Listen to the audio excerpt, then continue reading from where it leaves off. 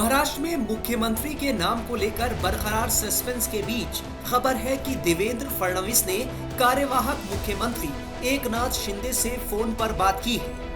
ऐसे में अटकलें हैं कि दोनों के बीच क्या बातचीत हुई। बताया जा रहा है कि फडणवीस ने शिंदे की तबीयत के बारे में पूछा और उनका हालचाल जाना। कार्यवाहक मुख्यमंत्री एकनाथ शिंदे इस वक्त अपने पैतृक गांव सतारा में हैं। आज शाम तक उनके मुंबई आने की संभावना है। बताया जा रहा है कि शिंदे मंत्री पद में वित्त और गृह मंत्रालय मांग रहे हैं। पिछली सरकार में गृह और वित्त दोनों मंत्रालय उप मुख्यमंत्री के पास थे। महाराष्ट्र में भले ही मुख्यमंत्री फेस तय न हुआ हो, लेकिन शपथ ग्रहण की तारीख और स्थान तय बताए जा रहे हैं। कहा जा रहा है कि 5 दिसंबर को मुंबई के आजाद मैदान में दोपहर 1 बजे महाराष्ट्र के मुख्यमंत्री का शपथ ग्रहण होगा। नरेंद्र मोदी जी के नेतृत्व में महाराष्ट्र में महायुति को ऐतिहासिक विजय मिला है।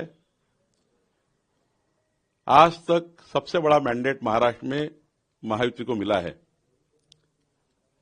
और महायुति सरकार का शपथ ग्रहण समारोह माननीय पंतप्रधान नरेंद्र मोदी जी के उपस्थिति में मुंबई के आजाद मैदान पर 5 दिसंबर 2024 को 5 बजे होगा और जो महाराष्ट्र की जनता इस ऐतिहासिक शपथ ग्रहण समारोह का इंतजार कर रही थी, वो इंतजार अब खत्म हो गया। मैं महाराष्ट्र की जनता को बहुत बहुत शुभकामनाएं देता हूं। वहीं मुख्यमंत्री का नाम फाइनल नहीं होने पर शिवसेना उद्धव गुट ने बीजेपी पर हमला बोला है। 20 तारीख को चुनाव हुए थे, 23 तारीख को नतीजे आए थे। आज हम 30 तारीख को बात कर रहे हैं। करीब करीब 7 दिन बीत गए।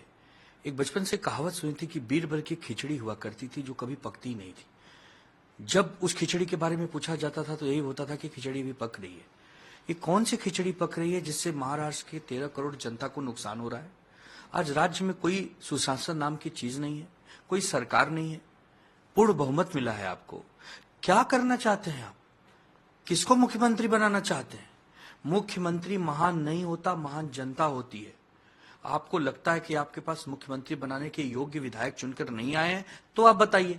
लेकिन अगर योग्य विधायक चुनकर आए हैं, 132 अकेले बीजेपी के पास हैं, 41 अजीत दादा के पास हैं, 57 एकनाथ शिंदे के पास, फिर भी क्या रस्साकसी है? क्यों मुख्यमंत्री डिक्लेयर नहीं हो रहा? क्यों राज्य में पूर्ण शासन काम नहीं कर रहा? लोगों की सुख सुविधाओं का ख्याल कब रखा जाएगा?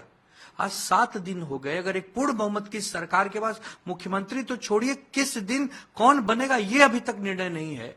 और हम विपक्ष में होकर इनसे सवाल पूछे तो ये हम पर ही बरसे, तो ये तो अच्छी राजनीति नहीं है। हम नहीं समझ पा रहे हैं कि क्या इनकी प्लानिंग चल रही, क्या इनकी योजना चल रही है, क्या करना चाहते हैं। अरे राजस्थान में आपने मुख्यमंत्री डिक्लेयर कर दिया था, मध्य प्रदेश में आपने डिक्लेयर कर दिया था, छत्तीसगढ़ में कर दिया था, उड़ीसा में कर दिया था। केवल महाराष्ट्र के साथ ही सौतेला व्यवहार क्यों? क्या चाहते हैं आप कि जीवन भर मुख्यमंत्री न रहे महाराष्ट्र में? मनमानी चले? केंद्र शासन करना चाहते हैं, केंद्र शासित करना चाहते हैं हमारे महाराष्ट्र को? क्या करना चाहते हैं? खुलकर बताइए। जनता पूछ रही है, पत्रकार पूछ रहे हैं, साहित्यकार पूछ रहे हैं, तमाम संगठन के लोग पूछ रहे हैं, पर किसी के पास कोई जवाब नहीं है।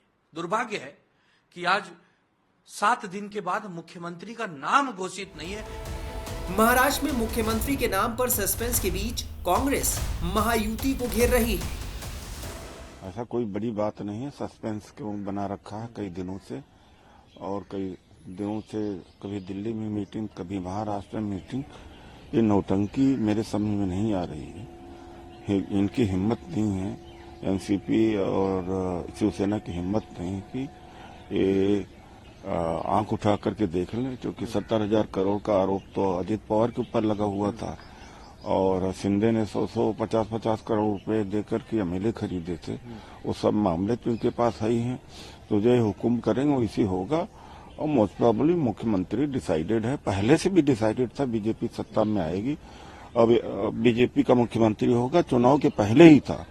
तो लेकिन जनता को मूर्ख बनाने के लिए या कंफ्यूजन पैदा करने के लिए नौटंकी किया ये सब, लेकिन पहले से ही जग जाहिर था, जो समझदार लोग हैं, कि और बीजेपी का ही मुख्यमंत्री होगा।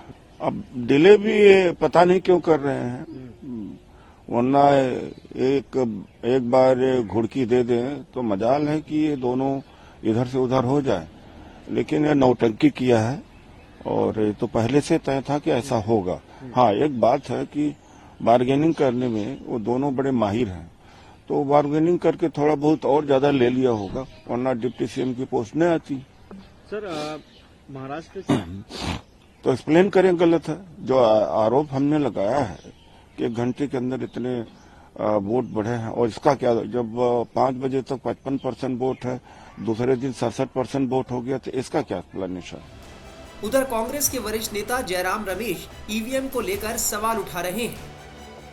ईवीएम से हमारे जो सवाल रहे हैं ईवीएम के बारे में, हम उसका नजरअंदाज नहीं कर रहे हैं, पर ईवीएम चुनावी प्रक्रिया का एक अंग है, और हम देख रहे हैं महाराष्ट्र में पूरे तरीके से इस चुनावी प्रक्रिया गड़बड़ हो गई है, इसमें गड़बड़ी की गई है और लक्षित मैनिपुलेशन, टारगेटेड मैनिपुलेशन हुआ है। और जैसा कि मैंने पहले कहा, मैं फिर से कहूंगा, झारखंड आप जीतो, ठीक है, जम्मू और कश्मीर आप जीतो, ठीक है, पर महाराष्ट्र हमें जीतना है किसी वक्त, और महाराष्ट्र जीतेंगे। आप यहां वहां आप जीतते रहो, ठीक है। तो क्यों हम इसलिए ये सवाल नहीं उठा रहे हैं क्योंकि हम हारे हैं महाराष्ट्र? ये बिल्कुल असंभव है, ये नतीजा बिल्कुल असंभव है, और इसको कोई समझ नहीं सकता। 1-2 कारण यहां वहां लोग लिखते रहते हैं, ये चुनाव के नतीजे के बाद इनको ज्ञान आता है, चुनाव के नतीजे के पहले ये ज्ञान नहीं था। सब लोग ज्ञानी बन गए चुनाव के नतीजे के बाद कि बीजेपी को इसलिए इतनी भारी बहुमत आई, स्ट्राइक रेट 90%, 95%, ये कभी हुआ है? अद्भुत है, चौंका देने वाली। तो इसलिए हमने चुनावी प्रक्रिया पर, ये कोई व्यक्तिगत आरोप हम नहीं लगा रहे, चुनावी प्रक्रिया पर हमने सवाल उठाया है, और ये हमारे लोकतंत्र के लिए बड़ा खतरनाक है। वहीं महाराष्ट्र सरकार के गठन और कार्यवाहक मुख्यमंत्री शिंदे के अगले कदम पर सभी की निगाहें टिकी हैं। एकनाथ शिंदे शुक्रवार को अचानक अपने गांव पहुंच गए थे। शिंदे के सतारा जाने की वजह से महाराष्ट्र में एनडीए की प्रस्तावित बैठक रद्द हो गई थी। वहीं महायुति की ये बैठक आज देर रात मुंबई या कल यानी सोमवार को दिल्ली में हो सकती है। इसमें विभागों को लेकर चर्चा हो सकती है।